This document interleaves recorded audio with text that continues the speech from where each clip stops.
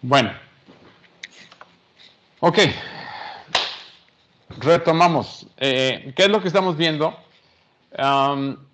El objetivo del curso es poder inducir un comportamiento deseado en un sistema, que es un conjunto de piezas o elementos que interactúan con un fin particular.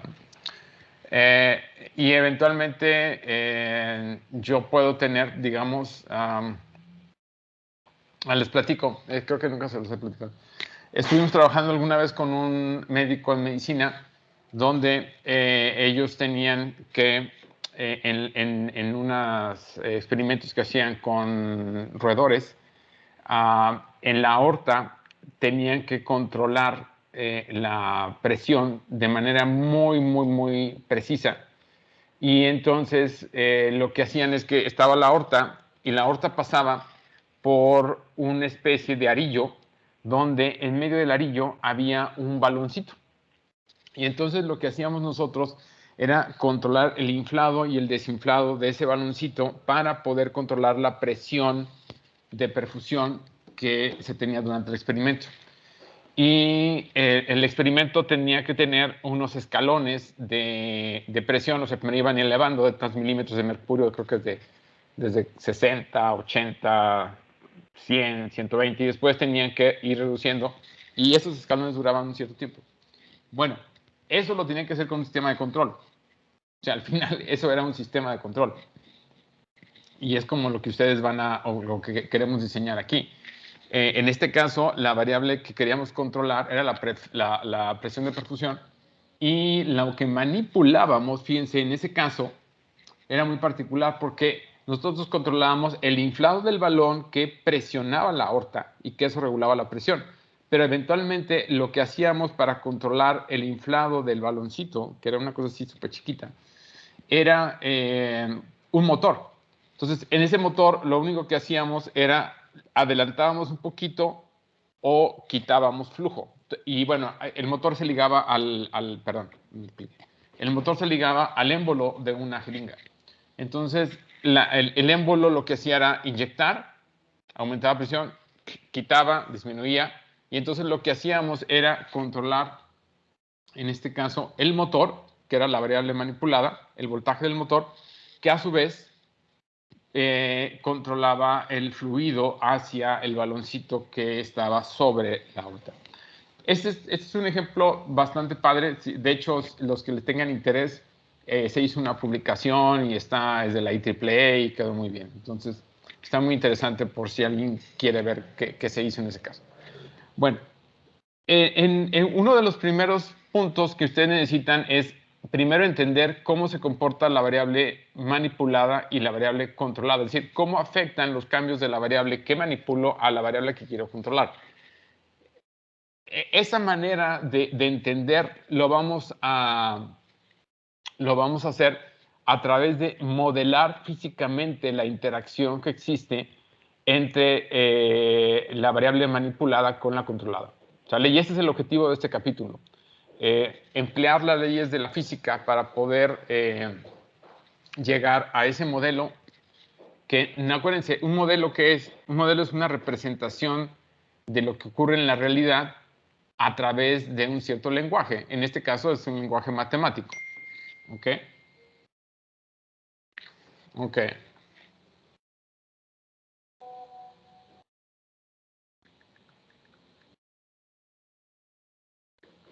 Más que me contesta.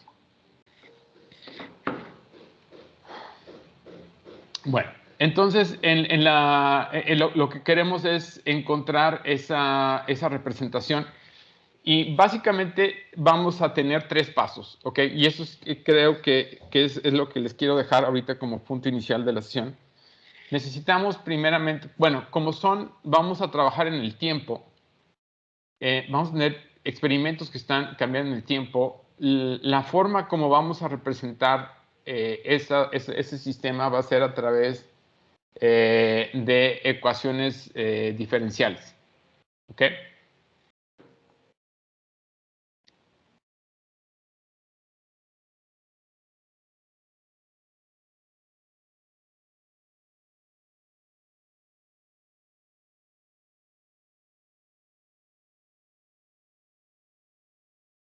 Más aguanten, necesito contestar esto. Ay, Dios mío.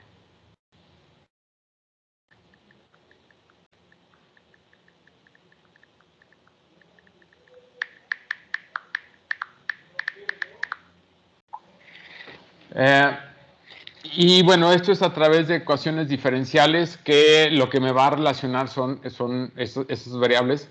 Y yo primeramente tengo que llegar a una ecuación diferencial del sistema físico.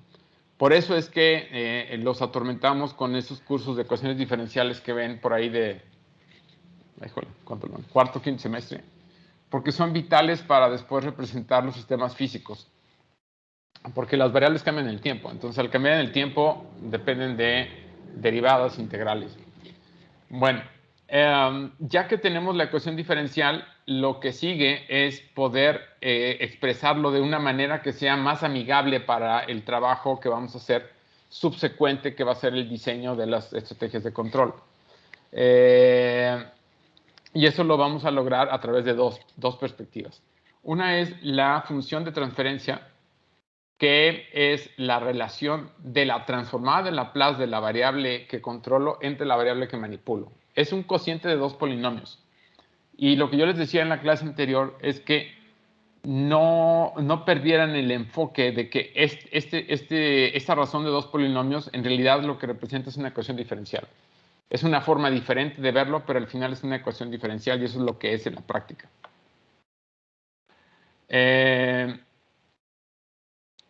Otra manera que tenemos es espacio de estados. Y aquí la idea es encontrar los estados, que son las variables importantes que representan el sistema, y lo vamos a hacer, y la idea es representarlo en el tiempo, aquí no en Laplace, sino vamos a encontrar las derivadas de cada uno de los estados, y esas derivadas de los estados nos van a llevar al modelo matemático, una representación del modelo matemático en el dominio del tiempo. Y al final esto es una representación temporal, pero en una notación matricial vectorial. Y entonces al final lo que yo ando buscando son las derivadas de los estados que me van a dar esta matriz A, B, C y D. ¿Ok? Bueno, ahí fue donde nos quedamos en la clase anterior y revisando lo que eran sistemas mecánicos, inclusive vimos unas simulaciones en Python, bueno, Colab. Okay. Bueno, en la primera parte vimos sistemas mecánicos que obedecen la ley de Newton, que básicamente son sistemas que están en un desplazamiento vectorial o en un desplazamiento en una dimensión o en varias dimensiones. Y en particular, el día de hoy lo que quiero ver es cuerpos, pero que ahora van a estar en rotación. Es decir, cuerpos que van a estar rotando o girando con respecto de un eje. ¿Sale? Y entonces, en ese caso, la ley de Newton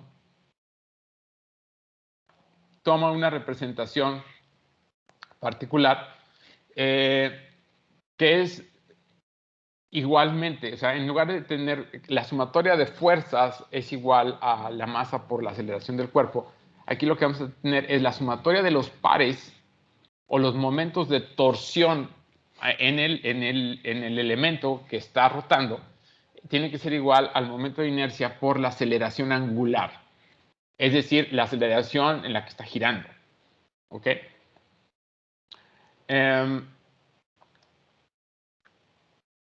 Y así como teníamos algunos elementos particulares en los sistemas mecánicos que eran los resortes y los amortiguadores, me voy atrás.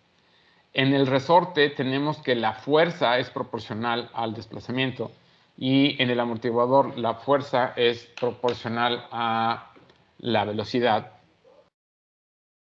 Acá vamos a tener otro tipo de elementos similares, pero que representan el movimiento en rotación.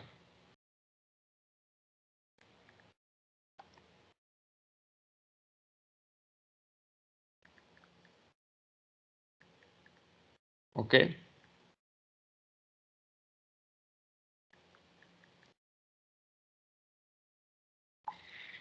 En este caso podemos tener elementos de tipo resortes flexibles que básicamente generan un par que es proporcional al desplazamiento angular. Y esta es la manera como lo representamos, pero también podemos tener pares que son proporcionales a la velocidad angular. Entonces podemos tener elementos flexibles, vamos a decir, que representan algo similar a lo que sería un resorte y un amortiguador. ¿Sale? Pero aquí lo importante es esta ecuacióncita. La sumatoria de los pares o de los momentos que ayudan a que gire el elemento es igual al elemento de inercia por la aceleración angular. ¿Sale? Bueno, otra ley importante es la que se da cuando están tratando de girar algo sobre un punto fijo. ¿Ok? Y esta es el movimiento rotacional con respecto de un punto fijo que es también la base de la palanca, ¿no?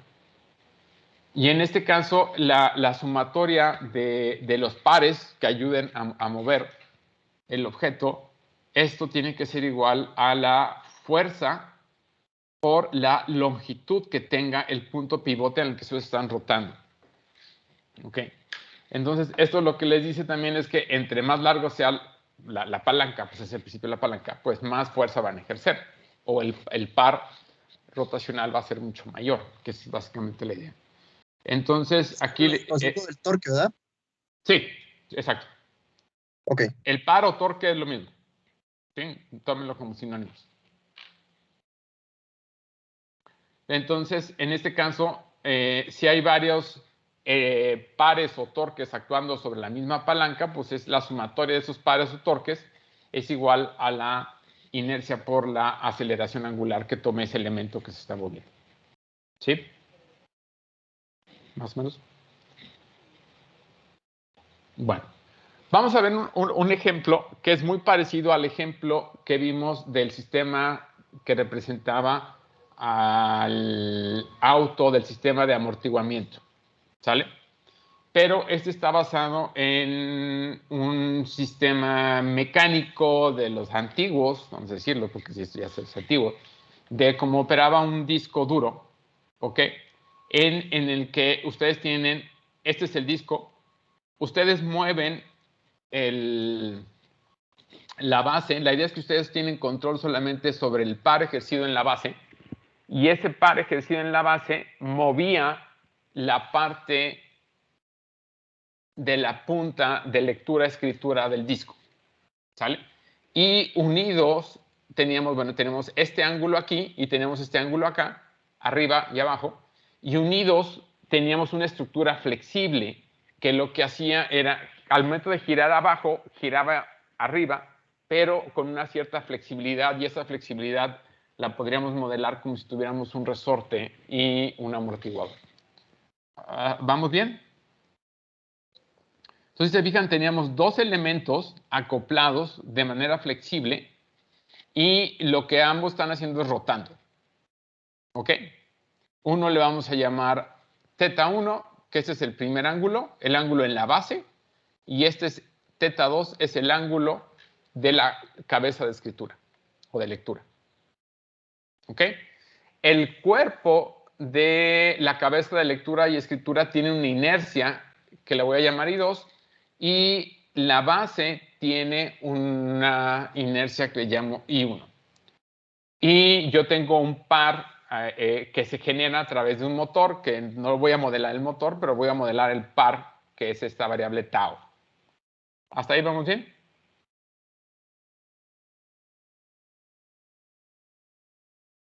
Bueno, entonces, si ustedes... ¿A qué se refiere con la inercia? La inercia es esa variable física con la cual tú relacionas la ley de Newton en rotación. Esta es la inercia. Es como lo equivalente a la masa, pero cuando el elemento está en rotación. Ok. ¿Sí? ¿Sale? Sí, es lo equivalente a la masa, pero cuando el elemento está en rotación.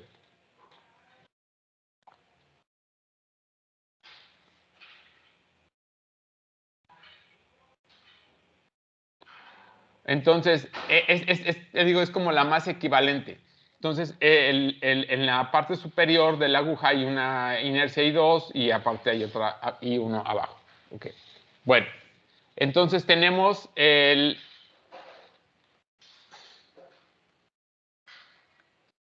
cuerpo inferior.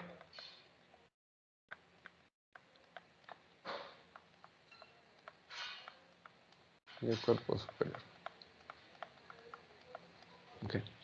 Entonces, a favor del movimiento, bueno, lo que vamos a hacer es al final, es como hacíamos en el ejemplo de la clase anterior, vamos a tomar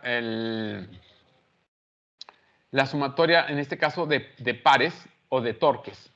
¿Okay? En ley de Newton hablamos de sumatoria de fuerzas, aquí vamos hablando de sumatoria de torques o de pares. En este caso, si ustedes abajo mueven el motor en una dirección tau, a la derecha, vamos a decir, a favor de las manecillas del reloj, la estructura flexible lo que va a hacer es ir en contra, ¿ok? Y va a ir en contra en función de la diferencia entre los ángulos de forma proporcional a un resorte y va a ir de manera proporcional a la diferencia de velocidades como si fuera un amortiguador. ¿Ok? Entonces, esto es lo que da lugar a esos dos términos. ¿Y por qué es la diferencia? Porque depende de la diferencia relativa, es que van a ser las magnitudes de esos pares que se van a contraponer. ¿Ok? Y entonces, ¿qué es lo que hago? Pues hago sumatoria de fuerzas, digo, sumatoria de pares. ¿Sale? Y entonces para el cuerpo inferior,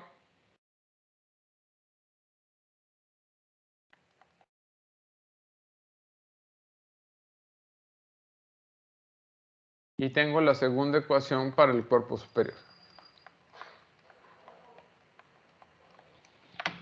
¿Ok? Y entonces digo, para el cuerpo inferior, la inercia o el momento de inercia por la aceleración angular tiene que ser igual a lo que va a favor del movimiento. A favor del movimiento estoy considerando el desplazamiento de las manecillas del reloj, o sea, a la derecha. Entonces, lo que va a ser positivo va a ser tau, y en contra, por la estructura flexible, van a ser la relación asociada a como si tuviéramos el resorte y el amortiguador. ¿Ok? Y ahora, si... Perdón, profesor. Vale. Sí, El bien. resorte y el amortiguador están unidos al disco de arriba como una sola pieza. Sí, exacto. Ah, ya. Entonces, cuando giramos el de abajo, lo único que está haciendo que no se pueda mover es lo de arriba. Ok, ya. Exacto. Sí. Digamos, el disco de arriba no puede girar libremente, solo puede Correcto. girar pegado al eje que tiene esos dos. Exacto. Y se mueve a favor, bueno, gracias al movimiento inferior. Sí. Ok. En el cuerpo de superior, o sea, el que está aquí arriba, ustedes van a tener entonces solamente las fuerzas, perdón, los pares asociados con los elementos de la estructura flexible, que son los que simulan el resorte y los simulan el amortiguador. Pero si abajo, en el cuerpo inferior estaban restando, en el cuerpo superior van a ir sumando. ¿Ok? Y entonces eso les deja estas dos ecuaciones diferenciales. Y esto se le llama ecuaciones de movimiento rotacional.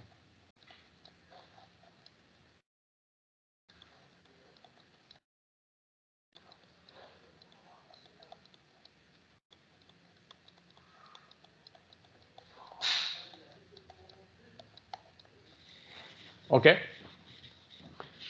Y aquí lo que nos queda es trabajar esas ecuaciones de movimiento rotacional. Lo que voy a hacer básicamente es, voy a agrupar todo lo que tiene teta 1 del lado izquierdo, que son las derivadas de mayor orden, Y del otro lado, en la otra ecuación, voy a agrupar del lado izquierdo todo lo que tenga teta 2.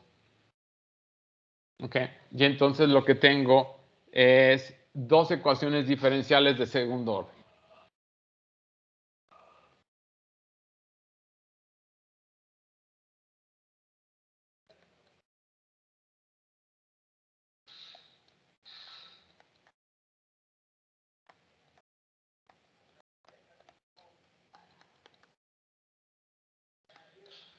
De segundo orden.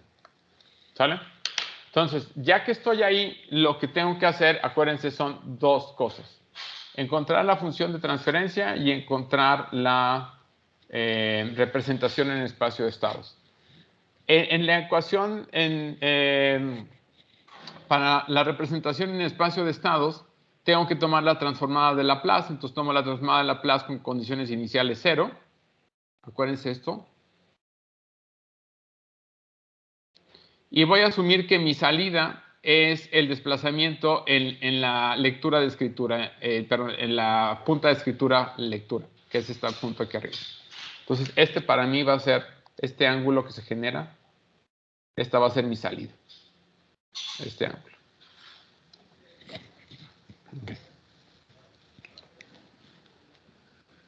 Y bueno, lo que sigue es álgebra. Aquí nada más tomo la factorización con respecto de I1 de S, abajo de I2 de S. Y me van a quedar al final, esta es la función de transferencia resultante.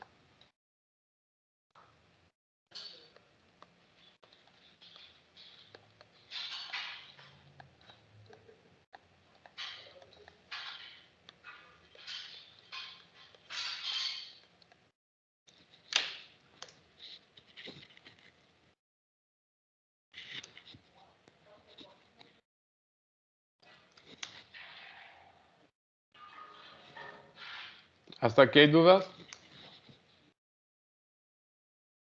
No, todo bien.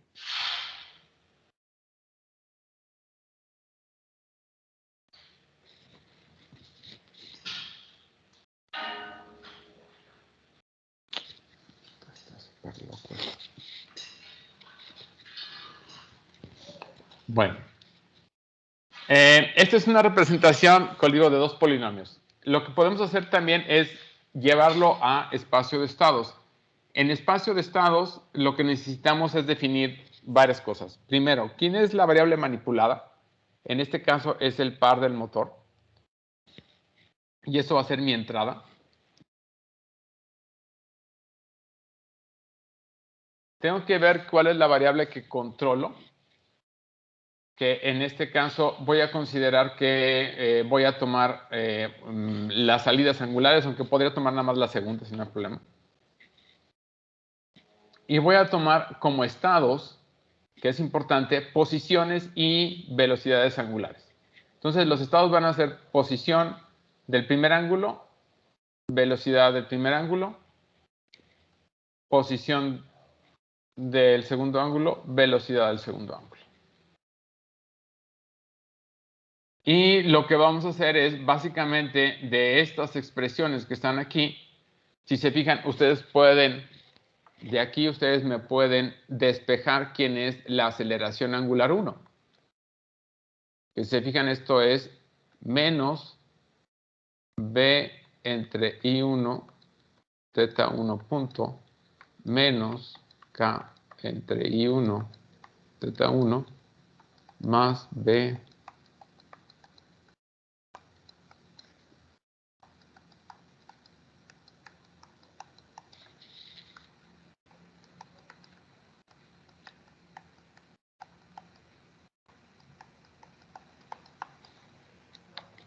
y puedo hacer lo mismo para teta 2 aceleración. Y aquí sería, déjame ver, B entre I2 teta 1 punto más K entre I2 teta 1 menos B entre I2 teta 2 punto menos K 32 teta 2. Ok. Y ahí ya está ya representando, ya pueden ustedes despejar las aceleraciones. Y se fijan, con la definición que yo hice, de que posiciones, ¿por qué me hizo eso?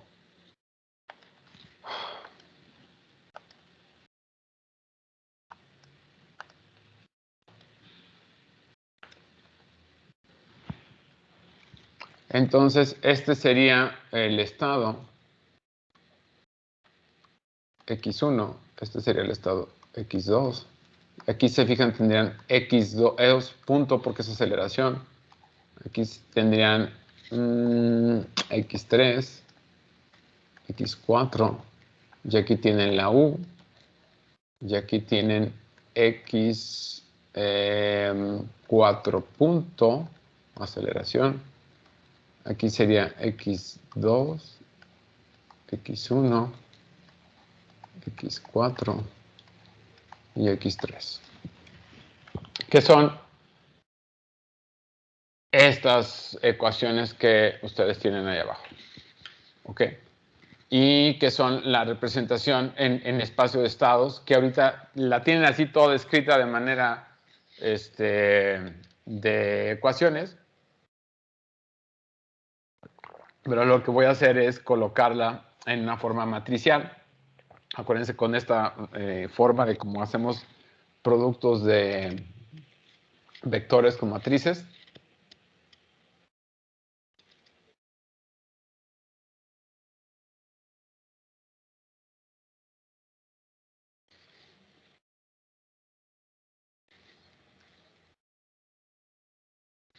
Vamos, déjenme checar algo.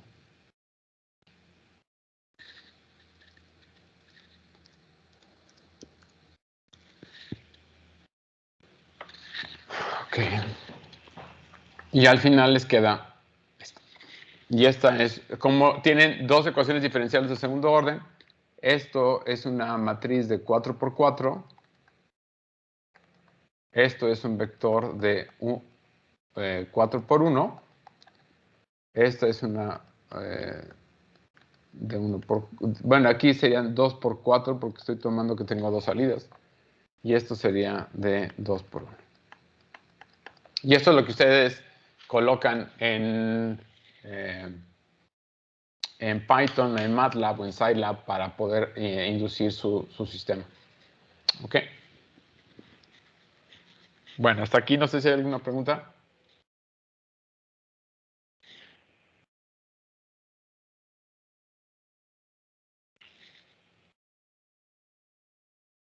Bueno, un ejemplo que quiero ver y que creo que es muy representativo es el ejemplo del péndulo. Y el péndulo, cuando lo consideramos o cuando lo vamos a tratar de modelar, esto es bueno, considerando el efecto de la fricción. O sea, un péndulo que está colocado de un pivote y ese péndulo tiene una masa puntual al final, tiene una longitud, ese péndulo va a oscilar, ¿no? Va a oscilar de un punto donde lo ponga, y dependiendo de la fricción que exista en el punto de desplazamiento, ese péndulo si no hay fricción, podría quedar oscilando por siempre, pero si hay fricción, pues esto va a decaer más rápidamente. Déjenme checar lo que hice mal.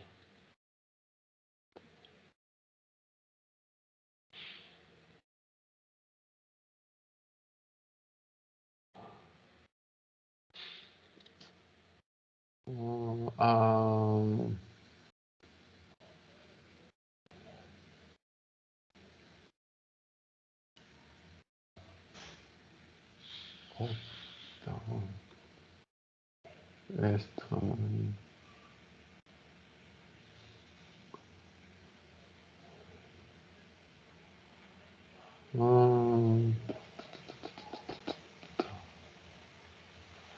Aguántenme.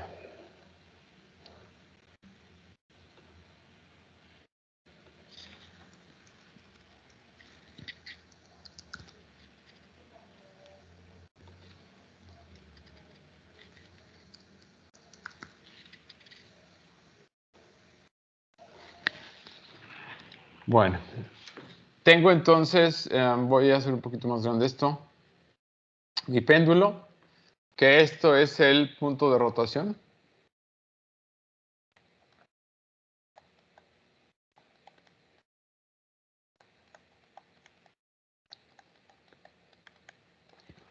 Tengo un ángulo que se genera, tengo una longitud del péndulo.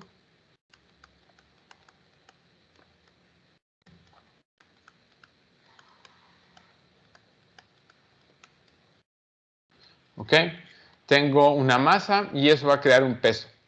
Entonces, si se fijan, lo que va a pasar en el péndulo es que cuando el péndulo vaya, digamos, hacia la derecha, el peso va a crear una componente para regresarlo, ¿sale? Y esa componente está dada por mg por el seno del ángulo, ¿ok? Y voy a considerar también que tengo una fricción. Y este es el componente de fricción.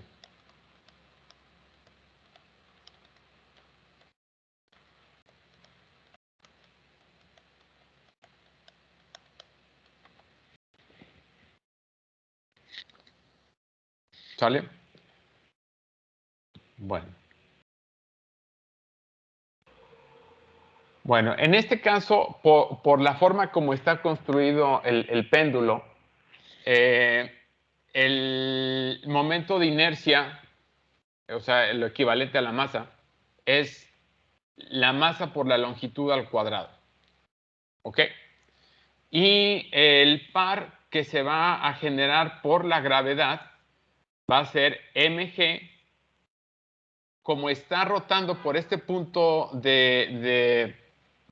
o sea, el péndulo está moviendo a partir de ese punto, entonces el par depende de esta distancia por mg por el seno del ángulo. A ver, ese es el punto que necesito que entiendan por qué es eso. Y es negativo porque va a ir en contra del desplazamiento. O sea, si el péndulo se mueve hacia arriba, esto lo va a tratar de bajar, de jalar hacia el otro lado. Y entonces esa es la componente asociada con la función seno del ángulo. Y tiene que ir multiplicada por la longitud. No sé si se entienda. ¿Por qué es negativo el asunto? Porque si te fijas, la masa va la masa tiene una componente hacia abajo y entonces el componente es en contra del movimiento. Ok, sí, porque el movimiento circular lo quiere hacer para arriba. Exacto. Okay. Entonces, la ecuación diferencial que va a representar, o la ecuación de movimiento, es la inercia por la aceleración angular es igual a lo que está a favor o en contra del movimiento. Más es a favor, menos es en contra. Entonces, en contra yo tengo la fricción y en contra yo tengo el efecto del peso. ¿Sale? Y yo tengo que la inercia en este caso es m por L al cuadrado. ¿Sale? Entonces, de ahí ustedes pueden calcularme cuál sería ¿cómo se llama? La aceleración angular. Páseme dividiendo ml al cuadrado, entonces aquí, si se fijan, ml me va a cancelar este L aquí abajo, y entonces yo tengo que, esta es la ecuación de movimiento.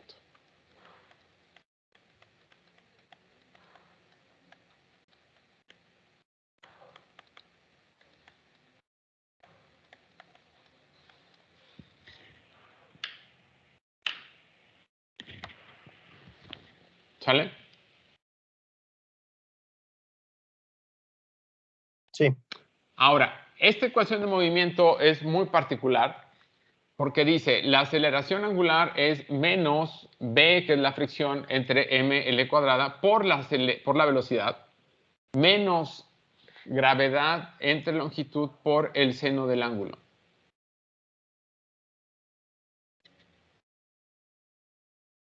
Fíjense que ahí esa ecuación diferencial es lineal o no lineal. ¿Qué opinan?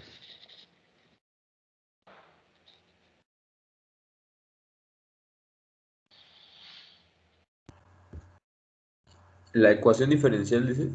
Ujú.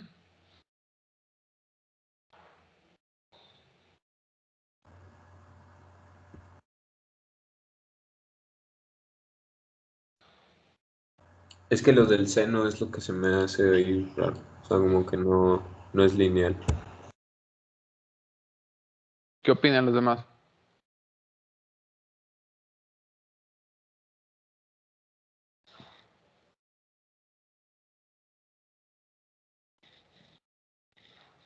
Estoy de acuerdo con mi compañero. Yo Es no pensaría que es lineal, lineal. es no lineal, muchachos, porque al momento de que entra la variable de movimiento es el ángulo, en este caso, al afectarse por la función sinusoide, eso me va a generar una ecuación de movimiento no lineal.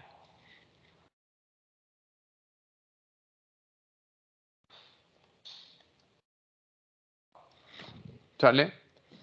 Entonces, eso ya me cambia toda la jugada con respecto de lo que habíamos estado estudiando, porque esto es no lineal. Ahora, ¿qué es lo que se puede hacer? Lo que podemos hacer es, en lugar de ver la dinámica del sistema en todo el rango completo, lo que podemos hacer es ver un pedacito de la dinámica y ver si en una aproximación o en un espacio pequeño, eso que es no lineal se puede ver lineal. Y la respuesta es sí. ¿Ustedes recuerdan cómo es la función seno? La función seno, si se fijan, así. ¿Ok? Si ustedes se fijan, aquí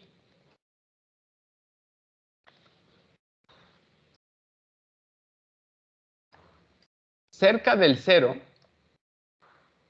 cuando θ es cercano a cero, el ángulo es aproximadamente el valor. ¿Sale? Y esa va a ser lo que vamos a emplear para nosotros, digamos, aproximar esto y decir, bueno, si nos restringimos a que el péndulo va a tener un desplazamiento relativamente pequeño, pues entonces yo puedo decir que esto va a conformarse o se va a ver de una manera lineal. ¿Sale? ¿Alguien tiene calculadora? Sí, profe, aquí yo tengo. Ah, bueno, de hecho lo podemos hacer en Python, creo. A ver, mira. De hecho, yo tengo, bueno, descargué una calculadora en internet por si alguien la quiere o lo que sea. Ya, Se puede descargar una calculadora y se instala en la computadora y ya nomás ahí se tiene ya. ya. Miren, podemos trabajarlo en Colab, digo, ahí estamos. Nada más necesitamos importar NumPy.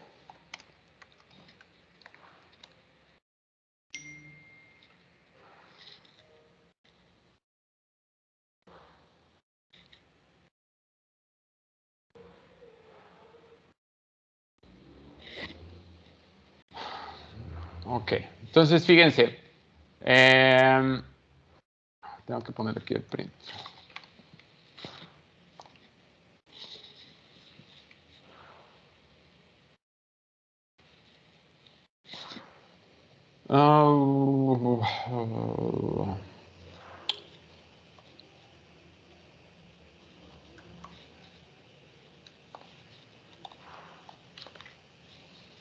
Vamos a poner el seno de 0.05, ¿cuánto me da? 0.05, ¿sale? Si se fijan aquí, en lugar de ponerle 0.05, 0.025, 0.025. Si le ponen negativo, igual, ¿sale? Vamos a ver hasta dónde más o menos alcanza. 0.1. Ah, pues ahí, si se fijan, prácticamente es lo mismo. Punto 2. Creo que a partir de punto 3 creo que ya... Ahí todavía pues, está relacionadamente bien. En punto 3 pues no está tan mal. Punto 29.55. Y ya en punto 5 yo creo que ya voy a chapear. Sí, ya. Punto 5 ya ahí la diferencia ya está más grande, ¿no? Entonces, más o menos... más o menos punto 5 radianes está bien. Punto 5 radianes...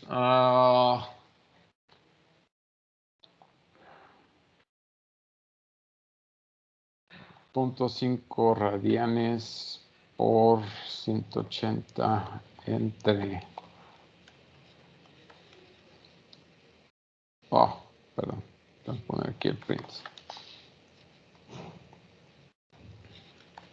Vamos a ver cuántos grados representaría eso. Más o menos como 25 grados. Un desplazamiento angular de más o menos 25 grados, digamos que funciona bien. Entonces, eso sería como que más o menos el criterio de un ángulo pequeño, para en este caso, más 25 grados. Bueno, si pasa eso, entonces la función seno la vamos a aproximar por su argumento. Entonces, ya en la ecuación diferencial, en lugar de ser no lineal, se vuelve lineal y es una ecuación linealizada. Y esta sí ya no tiene problema. ¿Sale?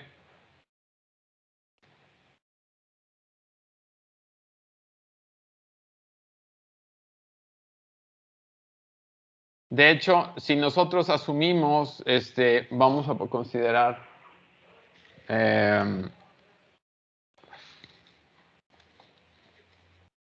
vamos a suponer que hay un par externo que esté afectando, digamos, ¿cómo se llama? El péndulo. Si aquí hay un par externo a favor, entonces esto sería una fuerza, sería F por L. Entonces aquí sería más L, y aquí sería la fuerza, y aquí sería M por L cuadrado. Okay. Cancelo cancelo esto. Okay. ¿Por qué quiero esto? Quiero ver cuál sería la relación de transferencia en caso de que considerara que tengo una entrada, aquí sería punto más G entre L teta, y aquí sería 1 entre ML por la fuerza de entrada. Entonces, la relación de transferencia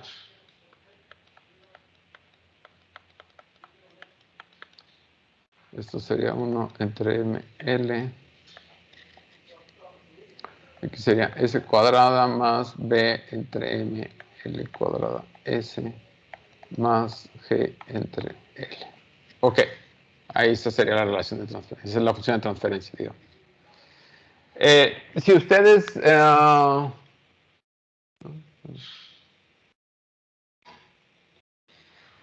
si ustedes consideran una condición inicial y me aplican la transformada de Laplace, bueno, aplican la transformada de Laplace, luego la inversa para resolver, lo que van a encontrar es que la ecuación resultante es un tipo de sinusoide amortiguada, donde el amortiguamiento es este envolvente exponencial.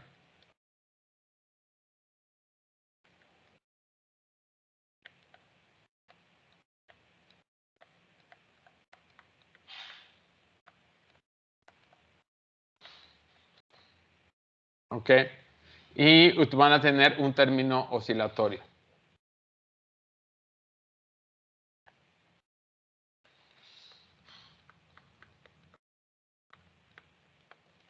¿Sale?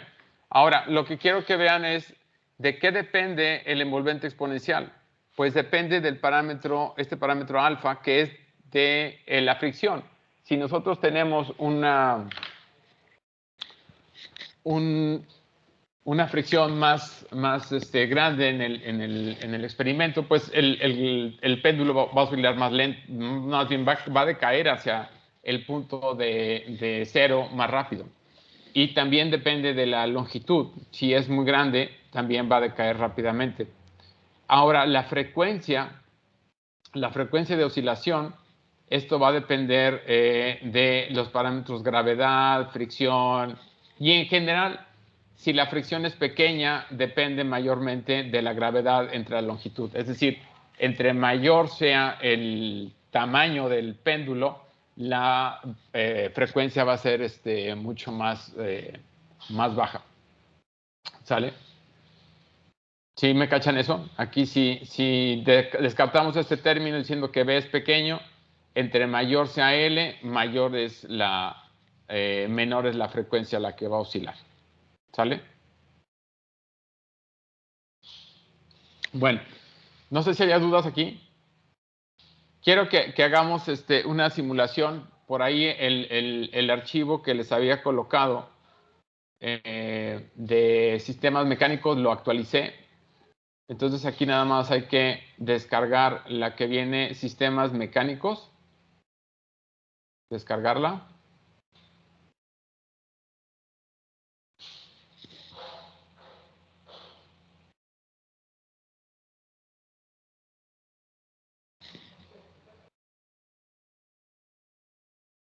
¿Sí? Y ahora vamos a abrirlo en Colab.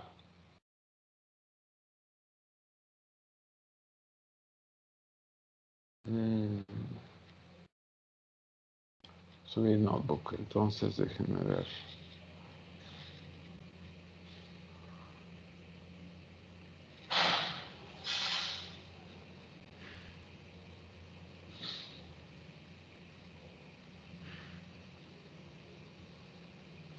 Bueno, aquí al final les incluí el ejemplo, ¿ok? Y de hecho está puesto así nada más para tomar una condición inicial. Es el caso 3 aquí de la simulación. Entonces, acuérdense, primero tienen que instalar el toolbox, o más bien la librería de control. Entonces, primero tienen que instalar este.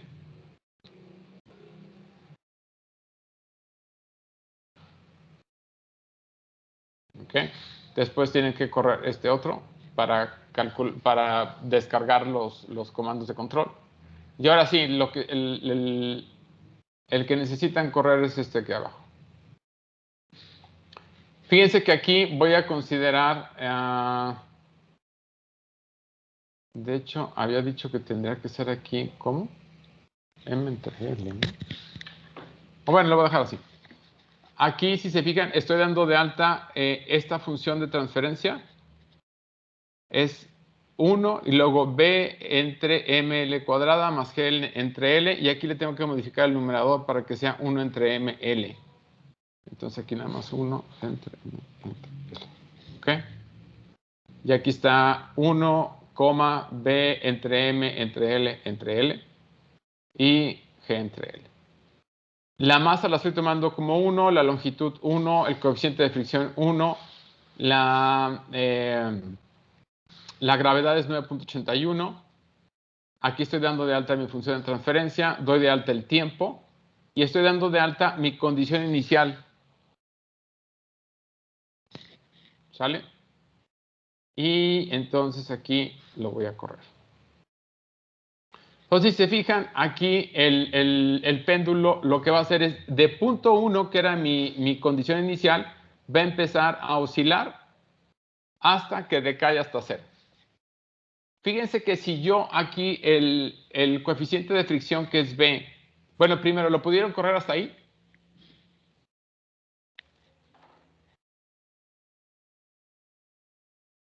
Sí.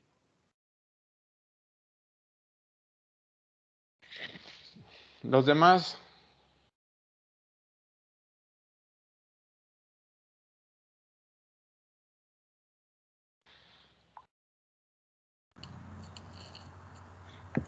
Yo apenas lo voy a correr. A ver, chéquenlo, por favor.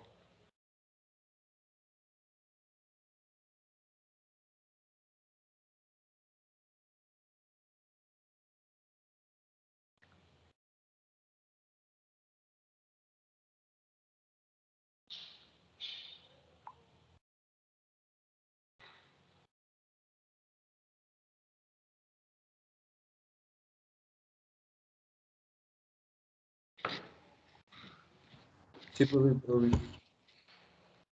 ¿Qué tal? ¿Bien? Sí. Miren, sí, yo lo que quiero que hagan es este tipo de ejercicios, digamos, tienen el valor de poder ustedes cambiar parámetros y ver cuál es el cambio. Entonces, por ejemplo, yo les decía, si ustedes hacen más grande la longitud, lo que van a pasar es que deberían hacerse más lenta la oscilación. Entonces, por ejemplo, aquí yo le voy a cambiar a 5. Y si se fijan cómo se hace mucho más lenta la oscilación y también el coeficiente de fricción, que es este parámetro alfa, se hace más chico, porque ahora aquí tiene la L dividiendo el cuadrado. Entonces se tarda más en caer hacia cero. ¿Tiene sentido para ustedes? ¿Sí?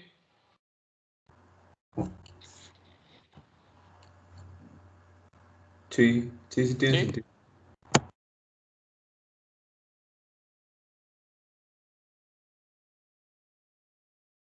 Aquí, por ejemplo, si yo lo voy a regresar a 1, 1, si yo le aumento el coeficiente de fricción a 1, ¿qué creen que vaya a pasar?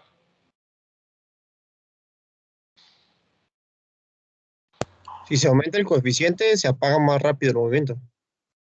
¿Sí? Pues, Fíjense que como rapidísimo muere la oscilación.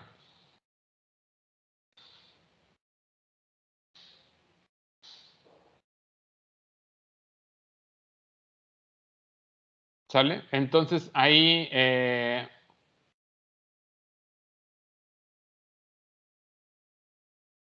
si yo aumento la longitud, pues se va a hacer más la frecuencia aumenta. Okay, aquí lo voy a regresar acá. Y teta 0 aquí es la condición inicial. Aquí se supone que estamos en punto 1. Lo puedo considerar como punto 25 si quieren. Entonces va a empezar desde punto 25. Y ahí es la respuesta. Aquí es importante que me entiendan los parámetros, ¿no? Aquí TF es la función con la que creo el objeto función de transferencia. T es el vector de tiempo. Le estoy dando 100 segundos. A lo mejor te dicen 100 segundos es mucho. Mejor darle 20 segundos. Entonces nada más le ponen 0.20 y ya lo pueden ver un poquito más, con mayor resolución. profe, también se Vale. aumenta la masa, dura más el movimiento por la inercia. ¿Hago otra vez? ¿Se aumenta más la masa, dura más el movimiento por la inercia?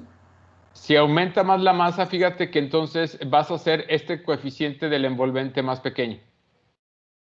Entonces sí va a durar más. Por ejemplo, aquí nada más cámbiale al 2 en lugar de tener 1, 2. Sí, fíjate cómo duró más.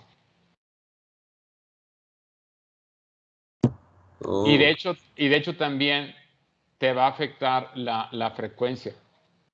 Es que la masa más grande intenta contrarrestar de mayor manera la fricción, ¿no? Ujú. O sea, que digamos que para que dure más tiene que haber menos fricción, más masa y más longitud. Sí, si se fijan aquí, si B lo hace chiquito y M y L los haces grandes, esto lo hace cada vez más pequeño, entonces vas a tener una oscilación permanente. ¿Qué pasaría si yo hago la fricción cero? Se hace. El exponencial ya no existe, ¿no? ¿Y qué pasaría? Entonces el movimiento es perpetuo. está oscilando. Ajá. Se Ajá. queda oscilatorio. ¿Sale? Nada más te queda el seno y el coseno. ¿Ok? Y en este caso, la frecuencia va a estar exclusivamente dada por la longitud. Si yo aquí aumento la frecuencia de longitud, exacto. Aumento L, se va a hacer más lenta la oscilación. ¿Sí lo ven? En cambio, si hago más chico el péndulo, la oscilación es más rápida. Está más chiquito, entonces gira más rápido. No gira, Pero, sino oscila. pero también sin fricción, si aumenta la masa y deja L normal, es más rápido, ¿verdad? Si quitas la fricción, la masa ya no tiene nada que ver. Porque fíjate, si en estas ecuaciones tienes la fricción que está parámetro alfa, si B lo hace 0, esto exponencial es 1. Y ahora, en la frecuencia, si se va a la B, lo único que te va a quedar es que la frecuencia es G entre L. No te depende para nada De la masa. de la masa. La masa ya no juega. Y Sale. aquí, por ejemplo, le puedes poner aquí la masa de 30 y va a quedar igual. Sale igual, es verdad. ¿Sí? Ya no juega, ya no tiene rol la masa si ya no hay inercia. ¿Ok? En este caso, lo que va a pasar es básicamente que hay si ustedes recuerdan de su curso de física, lo que van a tener es un vaivén entre energía potencial y energía cinética. Cuando el péndulo llegue a la posición más alta, va a tener la mayor energía potencial y la energía cinética 0. Luego, cuando baja, en el punto de la menor energía potencial tiene mayor energía cinética y después vuelve hacia el otro lado y así se va. Entonces es un intercambio perpetuo entre energía cinética y potencial y como no hay fricción, se mantiene así forever and ever.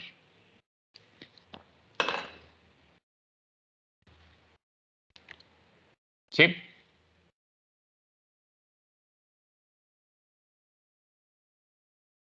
Sí, profe.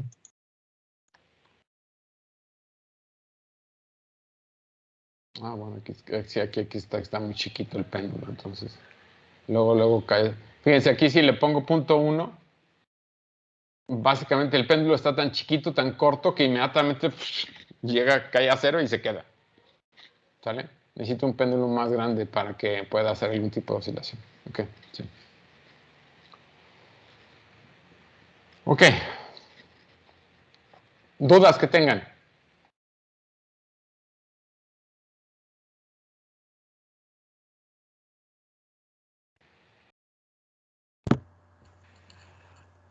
No, profe. Esto, igualito como lo tienen ustedes, funciona en MATLAB, ¿eh? O sea, aquí lo estamos haciendo en Python por cuestión de que lo podemos hacer directamente en Colab y para ustedes es más sencillo, pero si tienen MATLAB, lo pueden hacer directamente en MATLAB, no hay ningún problema. Bueno. Rápido, quiero ver nada más así lo inicial de los sistemas eléctricos. Los sistemas eléctricos creo que son los sistemas con los que ustedes tienen mayor afinidad. Son 3 tipos de sistemas, de tipos de elementos eléctricos, que son las resistencias, el capacitor y el inductor. La clave aquí es que en la resistencia el voltaje es proporcional a la corriente. En el capacitor el voltaje es proporcional a la integral de la corriente. Y en el inductor el voltaje es proporcional a la derivada de la corriente. Entonces tienen 3 tipos de efectos. Proporcional a la corriente, la resistencia, integral a la corriente, el capacitor, y proporcional a la derivada, que es el inductor. ¿Sale? Hay un cuarto elemento que no sé si hayan escuchado, que es el memristor. ¿Alguien lo ha escuchado? No. No, nunca. ¿Qué es el cuarto famoso elemento? Déjenme ver si aquí lo puedo. ¿Cómo se llama? Memristor.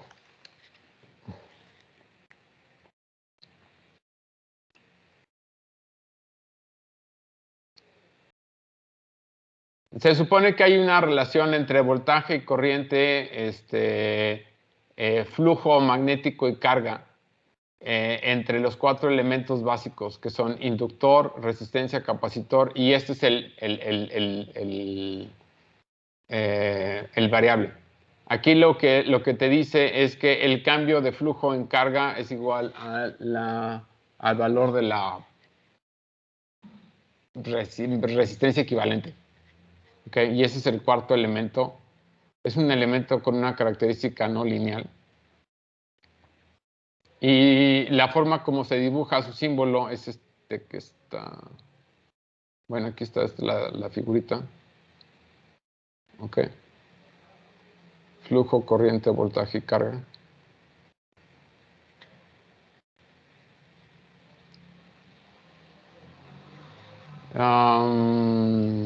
Déjenme ver dónde viene el simbolito. Es como si fuera una resistencia, pero con un encuadrado. Bueno, no encuentro. Este elemento es relativamente nuevo. Si quieren, aquí lo podemos ver. Fue desarrollado en los 2000. Fue preconcebido desde el 70.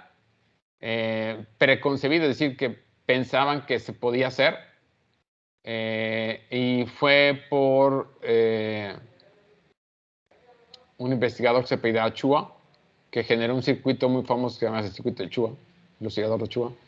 Y hasta el 2013 fue que se pudo construir.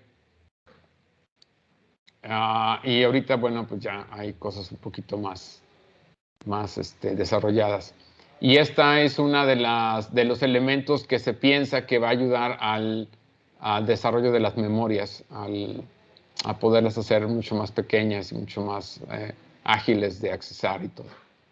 ¿Okay? Pero ese es el cuarto, digamos, el cuarto elemento dentro de los circuitos eléctricos. Pero bueno, nada más era como nota. Bueno, leyes de Kirchhoff, que son las leyes básicas, que es lo que vamos a revisar.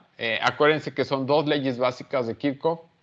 La ley de corrientes, es decir, cuando ustedes tienen un nodo, la suma de la energía que entra hacia el nodo es igual a la suma de la energía que sale, es decir, la suma de las corrientes hacia el nodo tiene que ser igual a la suma de las corrientes que salen de él. Y la segunda es dentro de una malla cerrada, la suma de las diferencias de potenciales siempre es nula.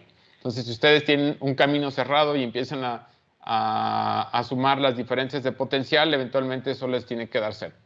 Entonces, esas son las dos leyes básicas de Kirchhoff. Estos son los dibujos de los elementos. La resistencia, el voltaje es igual a la resistencia por la corriente. En el capacitor también lo pueden ver de que la corriente es proporcional a la derivada de voltaje. Y en el inductor el voltaje es proporcional a la derivada de la corriente. ¿Okay? Entonces tienen los tres elementos y aquí está de manera gráfica lo que serían la ley primera de Kirchhoff, que cuando tienen un nodo, la suma de las corrientes tiene que ser igual a la suma de las corrientes que entran, que suma de las corrientes que salen. Y también dentro de una malla cerrada, pues la suma de las diferencias de potencial al final, eso va a ser. ¿Okay? Bueno, voy a cerrar con este circuito. Este es un circuito muy sencillo. Y este es un circuito en el cual ustedes tienen una fuente de corriente, un inductor, un capacitor y una resistencia. Y entonces lo que ustedes quieren es modelar ese sistema. Y lo que quieren tomar es que esta es la variable manipulada.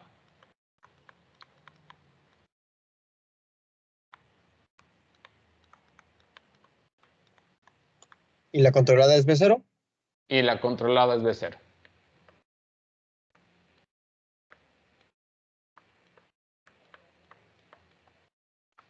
Entonces, lo que yo, digamos, ingreso al circuito, es un circuito de, si fijan, RLC. Al circuito RLC, para excitarlo, es la fuente de corriente y lo que yo voy a generar es una tensión que se va a medir en las terminales de la resistencia. Bueno, aquí es relativamente sencillo este circuito porque ustedes pueden analizar este nodo.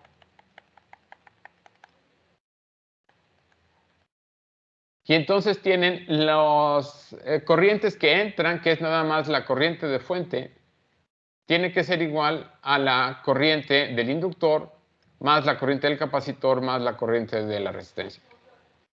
Y ahí es relativamente sencillo el análisis porque la corriente de la resistencia pues es el voltaje de salida entre la resistencia la corriente del capacitor es proporcional a la derivada del voltaje y la corriente del inductor es proporcional al integral del voltaje.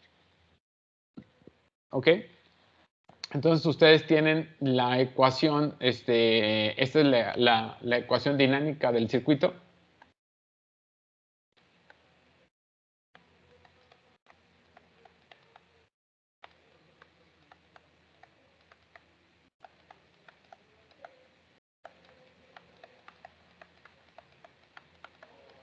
¿Ok?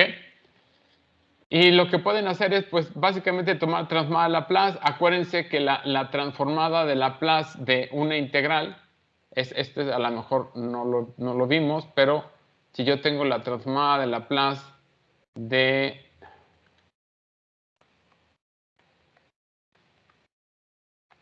tau, esto es 1 en S por la integral de f de t. ¿Ok? Esto entra como en 1 en S. Entonces, al tomar la transformada de Laplace, aquí de la ecuación, esto de aquí, fíjense que les va a quedar 1 en R, 1 en L, S en el denominador, y la derivada de, perdón, la transformada de Laplace de la derivada del voltaje de salida es la S. Y al final, pues lo único que hacen es pasar dividiendo. Aquí toman denominador común. Si se fijan, aquí sí toman denominador común. Aquí les va a quedar RLS. Y entonces aquí les va a quedar LS más R más RLCS al cuadrado. Sí. ¿Ok? Y esto lo pueden escribir como S cuadrada más 1 entre LCS más... no, perdón. No.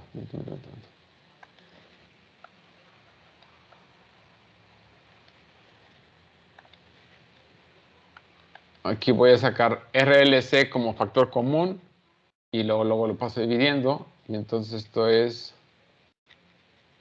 1 entre RC S más 1 entre LC. Y aquí me va a quedar S entre C. Y al final, bueno, lo que tienen, esto que está aquí. Y esa es la función de transferencia. En espacio de estados, como les decía, vamos a tomar la entrada como la fuente de corriente, la salida como el voltaje.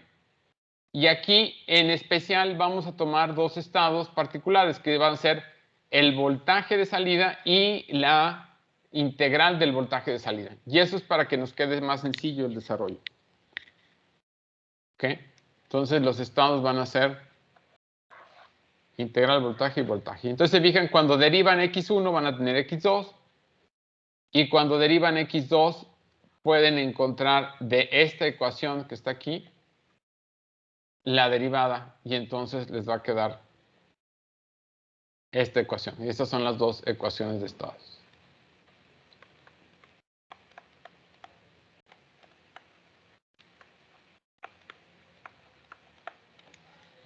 Y bueno, en forma matricial, pues lo tienen aquí. ¿Ok?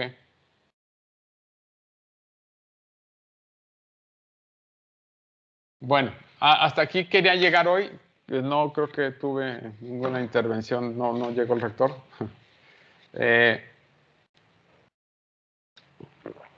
viernes lo que vamos a hacer es simular estos circuitos en Python. De hecho, ya lo tengo ahí y vamos a simularlo para ver cómo se comporta. Y también quiero simular el del operacional que está acá. Pero lo vamos a ver el viernes. ¿Sale, muchachos? Revísenme esto, por favor. Sí, profe. Bueno, entonces les encargo revisar esto y nos vemos el viernes, el jueves.